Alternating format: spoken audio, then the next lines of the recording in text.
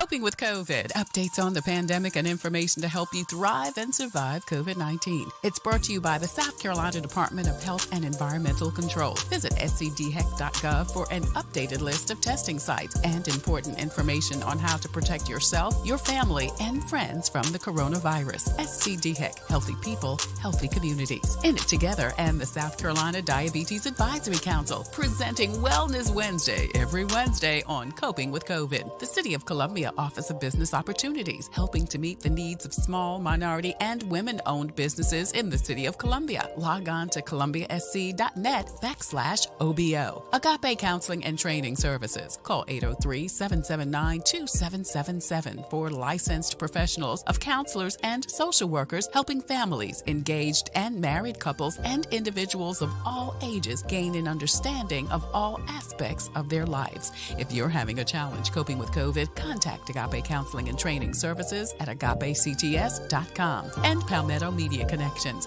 connecting media and communities together. Coping with COVID, brought to you by SCDHEC. In it together, the Diabetes Advisory Council, the City of Columbia Office of Business Opportunities, Agape Counseling and Training Center, and Palmetto Media Connections. Coping with COVID with Tre Tailor.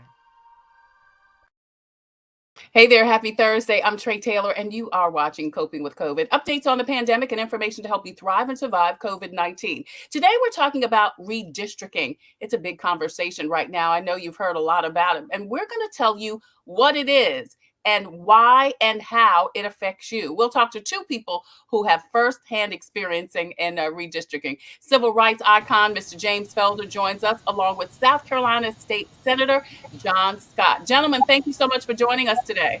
Good to be with you. Thank you so much. We look forward to the conversation. Plus, George Wallace joins us today. If he can get connected after we were unable to get him on a Fun Day Monday show, he's going to be here to update us on all of his new projects, 3 that he's got going on right now. Plus, tickets to the South Carolina State Fair. That's right. We're hooking you up to find your moment at the South Carolina State Fair. That and more coming up next on Coping with COVID. But first, your COVID community updates. More at-home COVID tests will be available by the end of the year, about 200 million more by December. The FDA is granting emergency use to authorize at-home rapid COVID tests, which can be used without a prescription. Now, doctors say the results can you can receive the results within moments after a nasal or saliva swab, and they are pretty accurate if used correctly in a clean environment. In the Midlands, all Richland County libraries are offering 5 COVID tests per week. 2 years after a deadly gas leak, demolition has begun on one of the oldest housing projects in the country. No charges were filed after 2 men passed away in January 2019 of carbon monoxide poisoning, but the gas was found in all 26 buildings and 411 residents were moved out. Now, Allen Benedict Court will be redeveloped into a 350-unit multi-use residential project with expected completion by December of 2024. And COVID vaccines for kids could be approved soon. Pfizer asked the FDA to allow use of the vaccine for 5 through 11-year-olds. This in light of the rise of COVID cases in kids and how it affects schools shutting back down. The drug maker says there were no serious side effects during their studies with children getting 1/3 of the adult dose. The FDA will look into the report later this month. Then the CDC will make the final decision. SCDHEC has your most up-to-date list of times, dates, and location for COVID testing, flu shots, and COVID vaccines in and around South Carolina. Visit scdheck.gov, and throughout the show, there will be a scroll at the bottom that lists all types of information and resources regarding COVID. Now, you can also get your COVID vaccine if you are a veteran at the VA. VA is handling all COVID vaccinations for veterans. Also, as I just said, the library is offering free self-tests at all of the library locations in Richland County. You can get 5 tests per week per person, and these are curbside locations. Kroger Pharmacies is one of the many retail outlets that are offering COVID vaccines. Check the screen for details about that. Also, CVS pharmacies and all of the CVSs located in the Target stores are also offering the COVID vaccination. Brooklyn Baptist Church has reopened their COVID vaccination clinic. They're open every single day, Monday through Sunday. You can see the information on the screen. And listen, if you think you can't get your COVID vaccine because you are transportation challenged, don't miss your shot. You can get a free ride to get your vaccination on the Comet bus system. If you are having some challenges making your appointment to get your vaccine, which many of the places are no appointments, they're walk-ups, you can get help from Get Set Up. They're helping seniors and others to help make their COVID vaccination appointment. Now, Prisma Health is doing several flu shot vaccination clinics. You can drive up, all of the locations are listed there. It started earlier this week, and you can get your flu shot. Doctors are saying that it's so imperative, especially because of COVID, for you to get your flu vaccine. FEMA is still offering reimbursement for funeral expenses. If you've lost a loved one due to COVID, contact the information on the screen to solicit, to get some help for reimbursement for funeral expenses. The South Carolina Bar Association and SC Legal Services has a toll-free number and website for rental and mortgage help. And there are several other resources available also, including Richland County has a rental assistance program. Visit richlandcountysc.gov. Lexington County has a bill assistance program. And Dominion Energy and SC Housing also have a bill assistance program specifically for rent and utilities. And SC Housing also has a frontline workers home buying assistance program. Finally, SC Hopes, the South Carolina Department of Mental Health, has launched a 24-hour resource for anyone who is having some challenges coping with COVID. I'm Tre Tailor, and you are watching Coping with COVID, updates on the pandemic and information to help you thrive and survive COVID-19. We are streaming live on the Tailor Made production page on Facebook. Please go over there, hit like and follow and share. Not only can you get notifications when to watch Coping with COVID, Wednesday, Thursday, and Friday at 2 p.m. Eastern Standard Time, and of course on First Monday with George Wallace, you can also get all of your COVID-related updates. We're also streaming live on YouTube, and we also have a presence on Instagram and also on Twitter.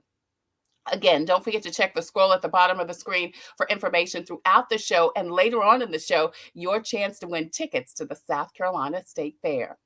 Listen, you've heard a lot about redistricting right now. Today, we're going to talk about it, what it is and why it's important to you. Civil rights icon James Felder joins us along with South Carolina State Senator John Scott. Gentlemen, thank you so much for joining us today.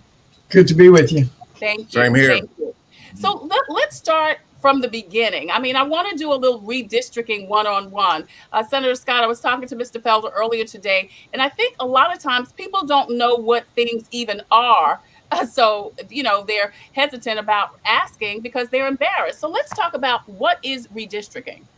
Well, thank you so much first for having me on the program. And I'm just delighted to be able to sit and talk with you in terms of what's going on, not just in South Carolina, but across the country. Every 10 years, the federal government need to know and must gather information in terms of where people are located for a number of reasons. If the various states are going to receive federal funding, you have to know how many folk are actually living in that state. Mm-hmm. And then you come down to how many folk are actually living in those communities and those resources that they're eligible for. So every 10 years, the Census Bureau will go out and take data, and some of you had forms were mailed to your house. Some folk knocked on the doors and gathered information. Also, 50, 100 years down the road, if somebody want to track to see who lived where and whether or not they were kin to somebody on the geographical area, that data is so important. And so on the state level, the federal level, the local level, there's redrawing of what we call districts. Now on the state level, we draw for the congressional districts. Of course, our state senators run for the entire state. In the Senate, there's 46 counties. These counties, when we take the total population of the state, we divide it by 46, and we come up with pretty close to what's the even population, maybe with up to about 5% deviation that we're able to adopt. And that process then moves on to, of course, to the Justice Department for pre-clearance. Local government has to come behind us and do the same thing. County council, school boards, and others will also do reapportionment. And so that's in a little small nutshell. That's really kind of how that process actually began. Right. So it basically, Mr. Felder, it happens because of the census. When the census comes out, that's kind of when all of that data comes in. That's exactly right. John's giving you a good background on how all of this happened. But let's go back a little bit further and short history lesson on this whole thing of reapportionment. It all began back in the early 60s when the Supreme Court handed down two decisions, Baker versus Carr and Reynolds versus Sims, to come up with one man, one vote. In other words, one person couldn't represent a huge population, another one represent a small population, but yet have the same vote. Classic example, let's take South Carolina, for example. McCormick County, John, smallest county in the state, right? Richland County or Charleston or Greenville, large county. But back in the day, a senator from McCormick County has the same power and vote as the senator from Richland County. Right. So the Supreme Court did away with that and said, nope, you've got to have single member districts. Personally, I.S. Levy Johnson and myself got elected at large in 1970 because we didn't have single member districts. We were fortunate. But what was the first thing Herbert Fielding and I.S. and I did when we got to the legislature was to offer a bill for single member districts in the House. The Senate came later on. But that's what started the ball rolling. And as a result of that, we were able to elect more Black candidates to office. That's the short history of it. So now we're at a point now where when the census data comes in, as John talked about, now you got to look at the districts again because people move around, population shift. Yeah. Right. Florida has gained many more congresspersons, and so has Texas, because the population shifted to Texas and Florida and California.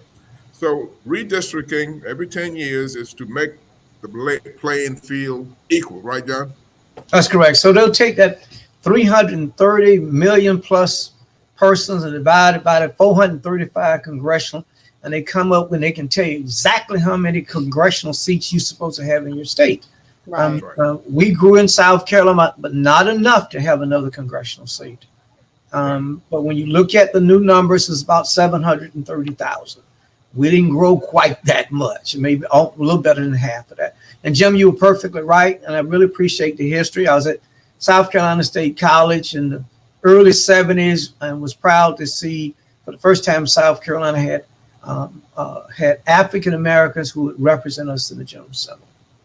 Yeah, we're talking to Senator John Scott and civil rights icon Jim Felder about redistricting. I want to say hi to Marvell Williams Mendenhall. She says, good afternoon, everyone. Hey there, Marvell. Thank you so much for joining us. Also, Danae Bright, Doug Jones. She says, hi to Marvell. Thank you, Danae, so much for joining us. Please post and share this information out so we can get the message to the masses, because we're talking about redistricting. We've heard a lot about it in the news right now, and I wanted to bring these two gentlemen on to kind of break down what it is and why it's important. Why is it important, gentlemen? You touched a little bit on it right now, so we can have equal representation based on the size of our state. Well, let's go, Jim. Let's go beyond just equal representation to fair representation. Fair. Yeah. Fair. I mean, you can have someone who say that based upon the population, it's been divided equally, but they don't represent your particular interest. So you have what's called community interests of community interests. If you look at some communities, they need different things. Some need better streets, roads, healthcare, businesses to create jobs. And really what we found this year, after the 10 years, the big shift, like Jim talked about, and that big shift, because of the pandemic and because of the growth in some of the surrounding counties, people left rural counties and went into those urban centers to be able to give their kids better education, better jobs.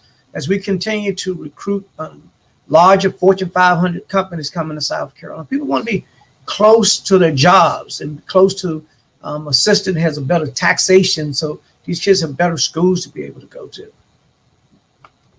And that's exactly right, John. And I would add also better health care. We've lost 4 or 5 hospitals in rural areas in South Carolina in the last several years, because People move, and so people are going to move where there's good health care. So they leave the rural counties and they come to the larger cities and what have you. So therefore, that's a real issue when it comes to redistricting. You want somebody who's going to represent you and somebody who is going to seek resources for your county, for your community, for your healthcare system, for your hospitals. Yeah. Well, and it sounds like it's even more than a race issue. It's even an issue of socioeconomics, so maybe even religion, maybe just whatever your preferences are, because according to what you gentlemen say, the representation, again, is so much more, it's broader than does this person look like me? We'll find as we educate more and more young people, they want to be where they can grow, have good career path, be able to rear their children. And what we saw in this reapportionment process of the 46 counties, 19 counties lost populations. 8 of the 19 was in the 6th congressional district. So most of those are counties who have large numbers of African Americans. So that says that we've got a lot of work to do if we want to ever get them to come back. Like Jim mentioned before, the healthcare issue, that was a major issue. You cannot run a hospital off Medicaid. You've got to have, and Medicare, you've got to have some private paying folk who come to the hospital, patients come to the hospital to offset some of that cost. Environmental issues has been a big issue in rural counties. When we saw what happened in Bamberg and the surrounding area with the water and the wells being contaminated, people move away from those kinds of things. As you educate the population, they become more and more aware of those things that create long-term healthcare issues, and they try to avoid those issues early on. It's a very simple thing like housing. And we think in the rural communities, there are plenty of houses, but they're not. You don't find developers going in to build a lot of houses because first, you don't have the folk with the income to be able to even buy those houses, although you've got programs in those communities. Yeah. We're talking to Jim Felder and John Scott, infrastructure, about redistricting. And they're just kind of breaking it down for us today because we've heard a lot about redistricting in the news. So it was important that we have this conversation so that people can really understand what it is that's going on. And again, why it is important. And from what you gentlemen say, why it's important is because you need to be represented. And like you said, Senator Scott, particularly in those rural areas, it's easy for the three of us to say what they may need in Effingham. But if we're not in Effingham, we don't really know. Right. We have not spent enough time developing think tanks, institutes, working with the HBCUs to reach out because most of them are located in rural communities. And so they are able to help us to figure out how we fix some of those issues. I'll be bringing forth just shortly some ideas about how we do that in terms of getting these HBCUs back involved in helping us work with the community. These children are coming, these students are coming out of the community, and we're not fixing so they can go back and make those communities stronger. And we're watching these young people, they're moving close to the next county and those counties are growing, but they're leaving mom and cousins and aunts in those rural counties, and those situations aren't getting any better. Our goal was to educate them and they go back and make these communities better. Yeah, we're talking to Senator John Scott and Jim Felder about redistricting. So what is the plan now? I know both of you are involved in the redistricting conversation right now. So what are you guys looking at right now doing? What needs to be done and what is the plan? Jim, you want to take it on? Yeah, sure. What we're trying to do now is to get more people interested in the process and to come to these hearings that they've been having around the state so you get better informed about this whole issue. That's why I like what you're doing here today. Information is powerful. Yeah. And by doing that, then these citizens can then go to their representatives and say, listen, here's what we need. We now are so technology conscious that you almost can't do anything unless you have a computer. But then what happens in these rural counties where there is not broadband and they can't get to a hot spot to do their business or to even school children to do their homework? So those are issues now that people are becoming more aware of as we go more and more into this technological age that we're in. Well, we've enjoyed 30 years since 1990 coming forward that we've saw in the legislature, large numbers of African Americans were elected coming out of these counties. And so now we're concerned because of the shift. What does that do in terms of representation to us now? So as that data comes in and the software is now in, we're looking at that data and we're trying to analyze that data. What does that data mean? Right. Part of the data shows that in the African American community, we didn't grow very much. When you actually look at the 5.1 million folk who are involved in this process, about 4 million are actually voting age ready. And we look at the growth pattern, we see about 118,000 whites grew in the African American community, about 33,000. The Hispanic community is exploding, 117,000. Wow. So what does that mean? Where are these folks? I mean, what does that do to us? The traditional Black districts that we were accustomed to having, will that still exist going into this process? And looking at the analysis, it doesn't look very good. We saw smaller counties where they were multiple African Americans representing, especially in the Senate. Will that still be possible? Will those constituencies, personalities within the adjacent counties still have the same interest that the folk in those smaller counties? So there's a lot to digest prior to begin to just drawing these maps.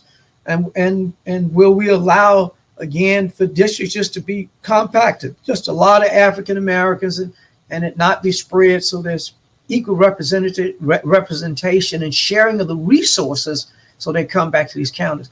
What does that say about revenue sharing for us in the General Assembly as we begin to distribute money?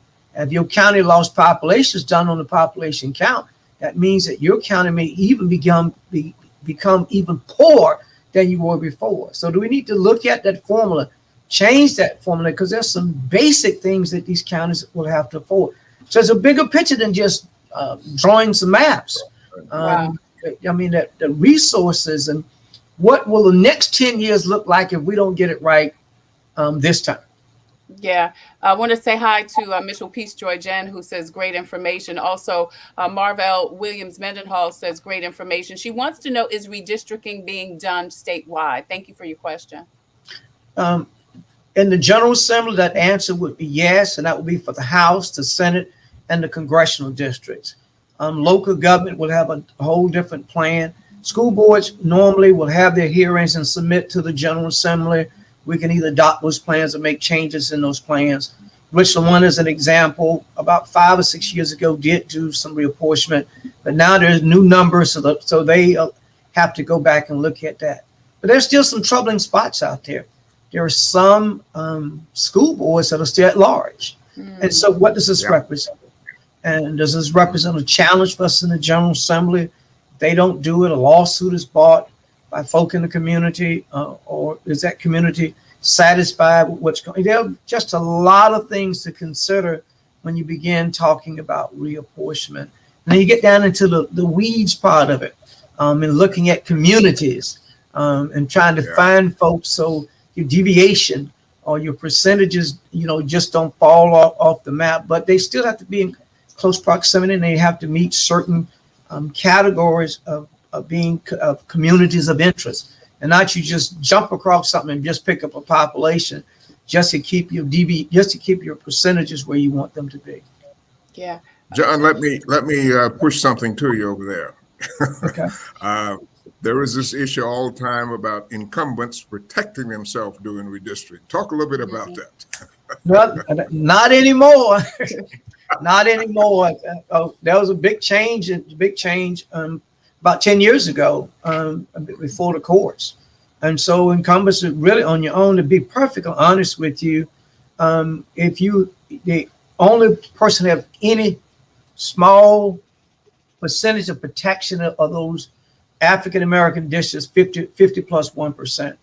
And I'll tell you, you may see it on the front end, it being 50%, 51%, 50 plus 1%, but a lot of those districts don't have the equal population. 105 is minus your deviation, 111 is perfect, 116 is 5% up from what your average size of your district needs to be. And so there's a little incumbency protection for those districts, but I'll tell you that's going to be a challenge. Wow. Go ahead, Mr. Felder. You were going to say something? Yes, the other point I wanted to raise was that influencing districts, drawing a line so that while you may not be able to have 30 or 45% African American in a district, but if you have at least 20 or 25%, you could have some influence in that district as to who wins or who runs, even though it may not be a person of color. Right? Help me out there, John. That's correct. But you have to recognize the new generation, they don't think the same way we think. They are more independent thinkers, which is great. And so if you're not talking about things that of their interest, they're not looking at party lines. They're looking at issue by issue in terms of how they vote. I want to just kind of give an example of some of the percentages that we're looking at in these districts in the upstate. An African American district could be less than 38% now because of the large growth that's in the Charleston area. Could be less than 45%. On the Midlands, we're still doing fairly good, but the number shortage and having to go out and pick up additional population to try to maintain those traditional African American districts. We've got some real serious challenges. If you notice, I stayed completely away from the House districts. I chose not to have that conversation today. It's really a nightmare. It's a lot of work that's got to be done. I did that 10 years ago, and I'll tell you, it's a major challenge. So this is probably my fourth redistricting, because I think I started with NACP prior to me even being elected, and been involved in just about every redistricting coming forward. So I had some great folk to train me, but I'll tell you, history is very important. Right. History is very important. And so we're going to watch how this process actually take place. And every time we have this process, we end up in the court system, and the court trying to satisfy some of that. I'm just going to wait and see what we choose as the rules in terms of governing drawing these districts. Right. We're talking to Senator John Scott and Jim Felder about redistricting. Marvell had another question. She says she's in Joe Wilson's district. She wanted to know what is the number in his district. His total population is 720,000. He's about 10,000 short. Now you could be in Joe Wilson district and be in Aiken, Columbia, right, Lexington. So it just depends. The district I'm most concerned about is the 6th congressional district. It's down about 84,000. It lost population, and that's been the key district we've had in the past that we depend upon to make sure those services actually came back. But on the other hand, Charleston grew. So Charleston's in close proximity to the 6th. We love to maintain a Columbia representative, if that's all possible. We just have to look and see what happens when we actually draw that district. Right. Senator John Scott, Jim Felder joins us today. We've been having a great conversation, very intense conversation about redistricting. What can the people do before I let gentlemen go? Is there something that the citizens of South Carolina can do to help with this redistricting process? Tell them again, Jim. You said it earlier. You need to be at those hearings. You need to call your representative, let them know that you're watching, that you want to be a part of this, that you have skin in the game. But the main thing is to stay alert on it, because it goes right down to the wire. But the main thing is know what's going on. And all I can say is education is a powerful thing. If you know what's going on, then, of course, the people who represent you will think twice about doing something that might not be in your best behavior. Right. And so how long is the process? When is all of this, I don't know, over? And when does it end? When will we start getting some resolution in the redistricting process? That's an answer I can't give you. Okay. We thought we would come back in October. We're not back. We thought maybe November, December. I don't think we're going to come back to January. We'll have a plan at least, hopefully ready for the courts before the primary in June. But Jim and I have seen primaries move from June to August. So there is no true answer to it. We've seen plans drawn, folk run on them. Courts change the plan. Next time they have to run on a different plan. And so that process could be another 2-3 years until all the stuff is actually settled. Wow. And the question I thought you would ask, who's going to actually draw these maps? Right. That's still up in the air. Hopefully, if we do what we've done before, it'll be the General Assembly, unless the General Assembly decide to make some changes. There have been some requests as well as some conversation about having an independent council draw it. But if an independent council draw it, the question is, who appoints the independent council? Right. You got to be careful what you ask for. And so you can get someone who thinks a little bit different from the community and push it in a whole nother direction. And you really end up in court and have to start the process all over again. Yeah, it's a complex process. It sounds like it is. It's a lot. It's a lot of moving pieces, a lot of moving parts, a lot to go on. And as you say, people just need to ask the questions. Don't be afraid to ask the questions like me. My thing is, I ask the questions, like I said to Mr. Felder earlier, that I think people want to know that may be afraid or ashamed to ask. But we need to know this information so that we can be fully engaged and involved in the process and not, after it happens, complain about it when we could have been involved in the front end. Well, if you kind of follow the process, Jim, I didn't want to cut you off. But if you kind of follow the process, there are a lot of new people in this process. So don't feel like you have to have all the answers now. They're learning like you are the process and moving forward.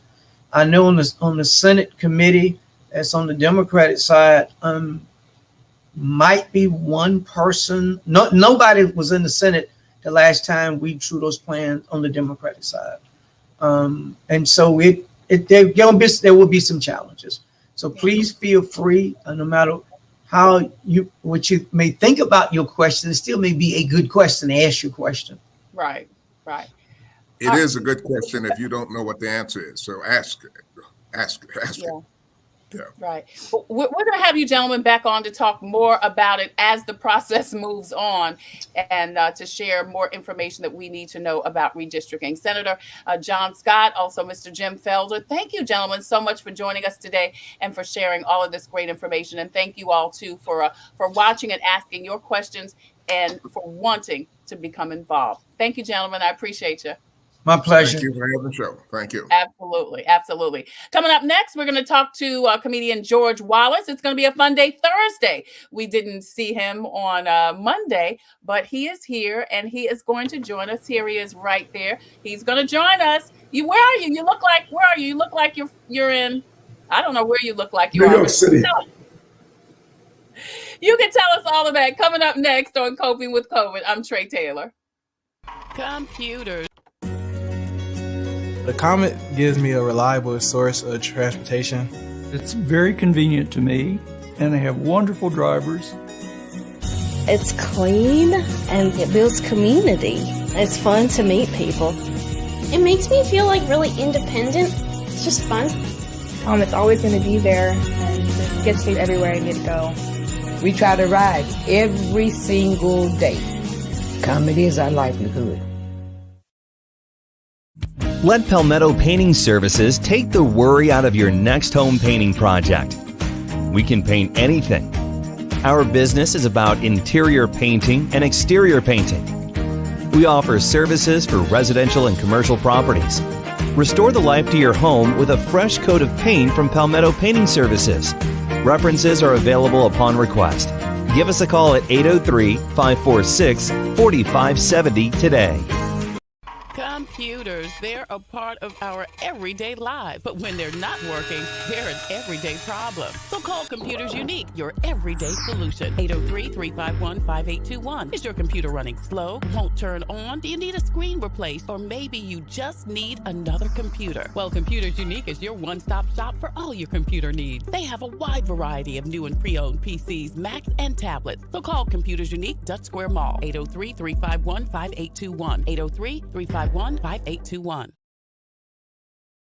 You're watching Coping with COVID, updates on the pandemic and information to help you thrive and survive COVID-19. I'm Tre Tailor. Hey, don't forget we're streaming live on the Tailor Made production page. Why don't you go over there and hit like and share and follow? Not only will you be able to watch Coping with COVID Wednesday, Thursday, and Friday, but also most Fun Day Mondays with George Wallace. You'll also be able to get all of your COVID-related update. We're also streaming live on YouTube.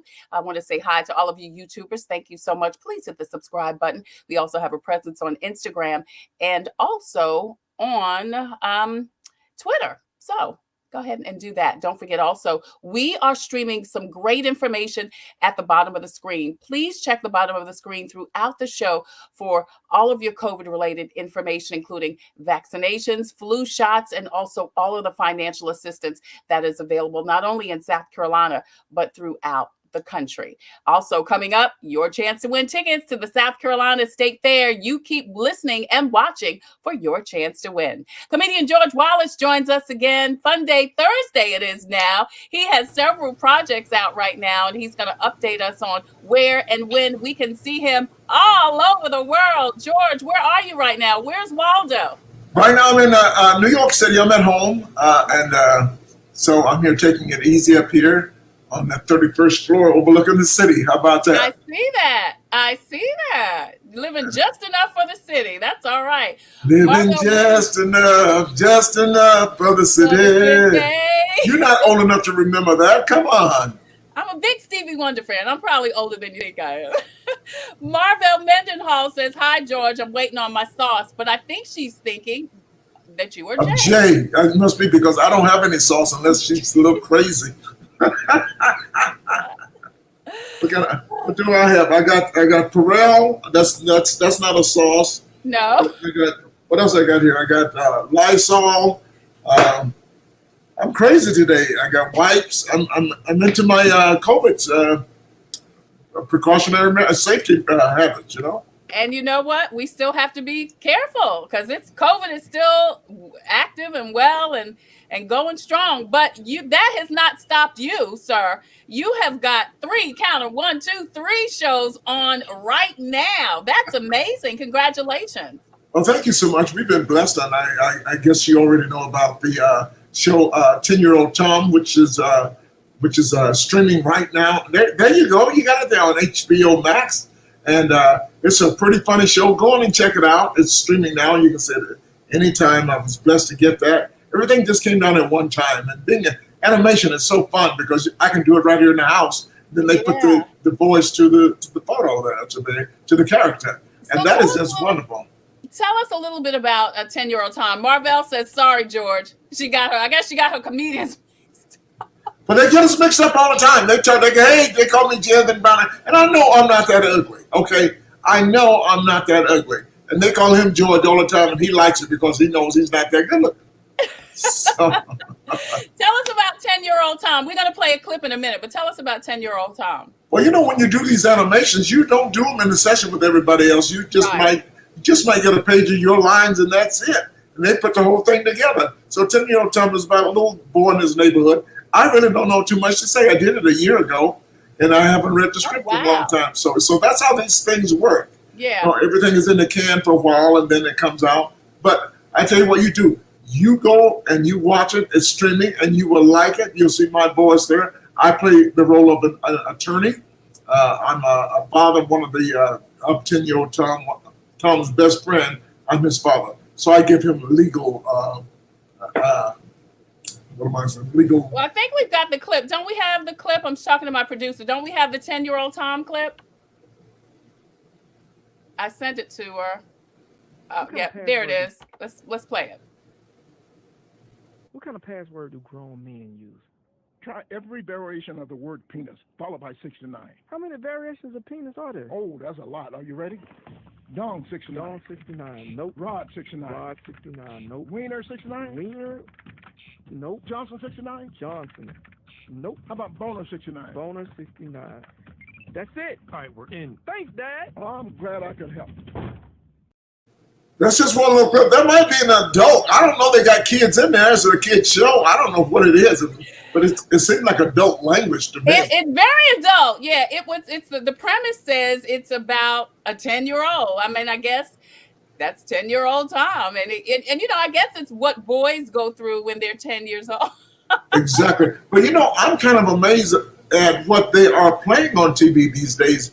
I don't know what is and what is not a family show anymore. Look at The Simpsons and The Family Guy. They say pretty much everything from, and I'm old school, and I'm going, well, what is not okay anymore? But you know what, George? I don't think The Simpsons or Family Guy were children's animation. I think there's adult animation. Obviously, 10-year-old Tom is one of those. Don't you think so? But look what time they're on, though. The kids can watch them. They're on regular TV. We're streaming. They're on like in the evening. So yes. I don't think this is animation for kids. I think this is adult animation, if there's such a thing. Well, so why would you have kids in an adult animation? It's all about kids. It's not about people my age. It's about kids. Yeah, but I don't know. Well, but everybody used to be a kid. You think that's what it is?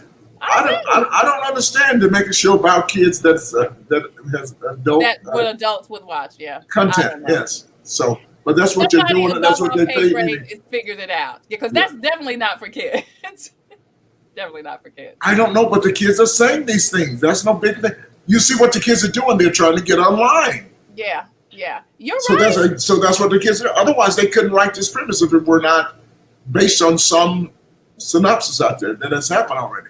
Well, you know what? I do have kind of a low-key issue with what is for kids and what is not. I mean, I've got a 3-year-old and a 5-year-old, and while we're watching kids on demand, like Mickey Mouse or whatever, they'll put a commercial in for Snoop and his new liquor. And I'm like, why is this commercial? Yeah, I called Spectrum. It's like, why is this commercial in the middle of a children's show? That's crazy to me. But look at some of the primetime spots now. They're using the B word. There's nothing that we could use before.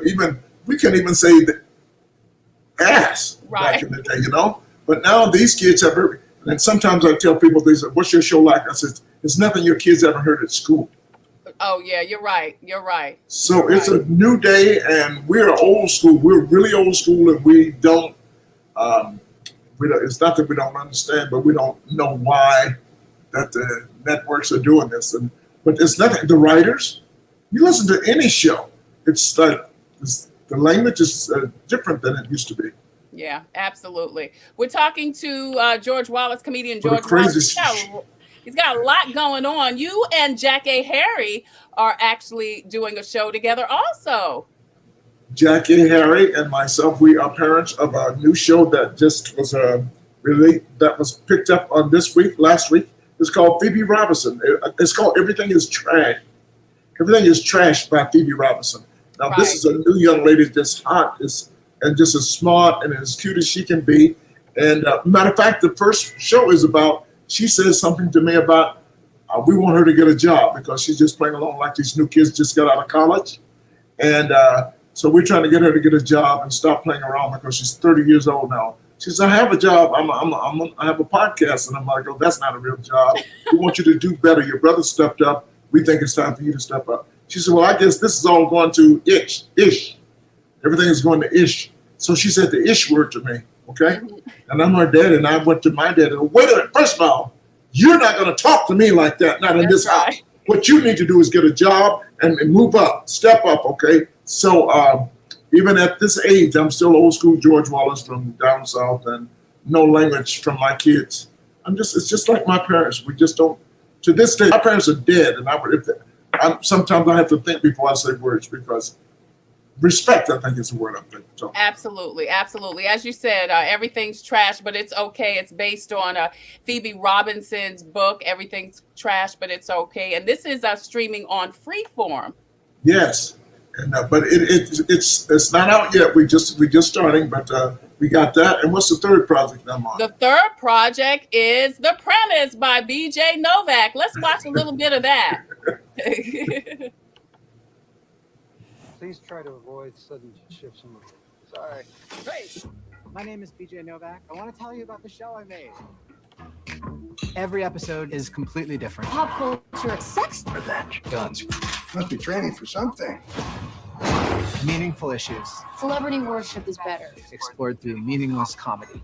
Never forget a scrotum like that. Haunts my dreams. That's it. That's The Premise with George Wallace. Tell us about that. That's on Hulu. This is on Hulu, streaming on Hulu as we speak, and this is a BJ Novak project. And most people know BJ Novak from The Office, but he's a prolific writer, and he has these shows, The Premise. Every show is different, and it is streaming right now. My episode is called The Ballad of Jesse Wheeler. It's about a young kid that was not good in school, dropped out, but he went on to become a mega superstar in the music world, hip-hop world. So he comes back to the school to try to help the kids. And once again, this is an adult subject matter. So he tells the kids that this is the worst school in the city, and I'm the principal, the worst school in the city. And nobody's passing these tests. But this guy is such a big star. He comes back and he tells the kids, if you study and you pass and you make the grades better, I will take you up to my mansion, we'll have fun. And if you really, and for one special person whoever becomes valedictorian, I will have sex with you. Oh my God. and then the kids went crazy. And the premise is so good, the girls and the guys went crazy trying to pass the test, you know? So you see where that's, I'm the principal of the school, and I hope these kids don't pass because I got to retire. But the kids come up to part, they pass all the state test exam, and some things I don't understand. But I'm a great principal, and check it out. Check it out. All right, George Wallace, you've got 3 shows that you're working on. Of course, we had talked earlier about Clean Slate with Laverne Cox. That's the Norman Lear. That's the Norman Lear. That's the Norman, yeah, with Laverne Cox. It's called Clean Slate, where it's somewhat of a Sanford and Son premise where my son leaves for 30 years and knocks on the door and has transgendered, and now my son Edwin is now my daughter. Is now your daughter, right? And now I'm very surprised, and I got to educate America. I've got to be educated with what's going on. Changes have been made, and America will be educated. It's not only about being transgendered sexual-wise. It's about other people. Many people left home for many reasons back in the day. Some kids left for child abuse, some left for drug addiction, some left just to get away from home, some left to achieve their career. But we're dealing with this subject, and we're taking it to the church because, you know, the church with transgendering and sex, they don't want to talk about it in church, but everything is happening in church. Yeah, and, so we're taking it there, and eventually I'll have her even running for mayor of the city. She may not win, but it's certainly bringing awareness to people who are living different lives. So live and let live. When will that begin airing? Have you already? We start shooting that. We start shooting that in November. Okay, great. Yeah. And yesterday we were on ABC on GMA 3. Yeah, Good Morning America GMA 3, yeah. With the TJ Holmes, and that was good. So they're keeping me busy, and I'm in the process of writing a new movie called The Wash, The New Wash. Are you? So, tell us what that's about. The New Wash. What's that about? It's about car wash, and the movie I did, The Wash, with Snoop Dogg and Dr. Dre. I'm combining all 3 with the new one. Try to get some guys in there like he doesn't know it yet, like DJ Young Fly. But we're going to use some of the old guys like Bill Duke. If you remember the old movie Car Wash. Yeah. Some of those people, they're working at the car wash. Ooh. That movie, some of the actors are still alive. They're going to be in it. The movie we did with Dr. Dre and Snoop Dogg and Bruce, they're going to be in it. And then we're going to put some of the young kids in it because now I own a car wash where that it's in the community, and now they want to buy my land. Gentrification. The white people want to come in and buy my land and offer me a lot of money. And I'm gonna go against it. Yeah. I'm gonna keep because I'm a part of the community. You know, the car wash is like the extension of the barber shop. So, but I'm all the land on the property I'm buying, and I'm gonna have behind my car wash. I'm gonna have a bakery. I'm gonna have a vegan. What do you call the vegan food truck? What do you call that? Yeah, a vegan food truck. And a marijuana shop. You know, things people are in jail for now. Shop. Okay. People in jail now for marijuana, and I'm gonna have all of that. So I'm now gonna keep the land and make the money and put the money back into the community. So, but it's gonna be based off the movie The Wash, Mr. Wash. That's what everybody knows me by, Mr. Wash. And you're in the process of writing that now. Yes, so that could be 2 years away, to be honest. Yeah. But George, I want to ask you, I'm not going to hold you long, but I want to ask you, why is it that you feel like you continue to work? What is it? I mean, because, listen, you're in an industry that's up and down, that can be very fickle. We're in the middle of a pandemic, but you are consistently working multiple projects. What do you think is causing that? What's the key to your fame and fortune and your longevity in the business? Well, first of all, I love what I do. That means I don't do anything. All I do is just lie. I just love lying and making up crap. I just love to do that.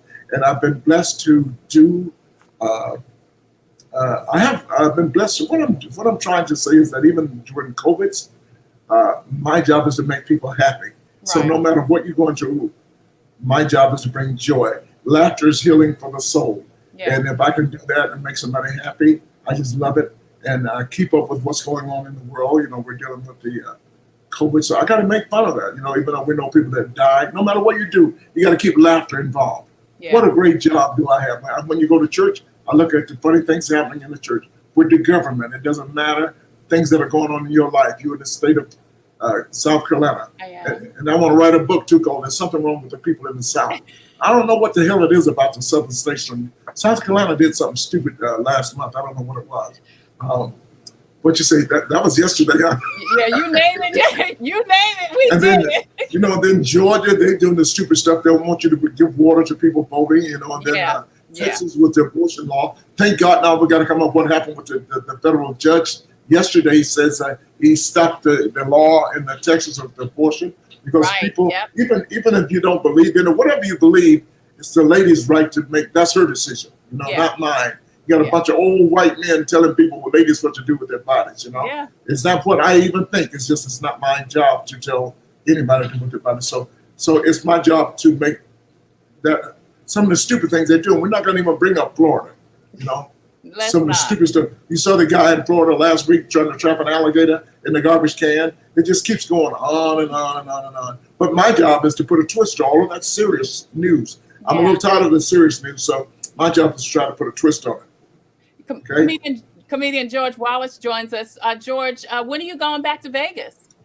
I don't know. I got to go out and shoot another movie at the end of the month. It's called, I just forgot the name. The Garage. I'm going to play a ghost. And I'm going to scare the hell out of a lot of people. Is that your ghost laugh? Is that your ghost? Yes. Scaring people. I'm going to scare you the living jabibis out of you. I'm going to be with you. Until my wife comes back and buys my box, my ashes. She takes me away with her. Yeah. Oh, so wow. That's going to be great. That's going to be great. Really, I told her I don't care about the money, whatever. I just love this role as a ghost. We're talking to comedian George Wallace live from Linwood Park, as he says. Thank you all for watching. Coming up in just a few minutes, going to give you a chance. Before you get rid of me, don't forget about the book is still out. The book is in its third. Matter of fact, we're writing a new book called More Boot Twit and Whatnot. And so that's go online. I need more followers. Twitter is the big world for me. At Mr. George Wallace. If you tweet it all and you need some laughter in your life, Boot Twit is waiting for you. Go online and buy the book at georgewallace.net, georgewallace.com. I own them all. Just go on George Wallace, get the book, and then you can also get the second book for half price, which is called Laugh It All. Okay. So we're like you said, I'm a little busier than I think. Yes. All right. So check out George.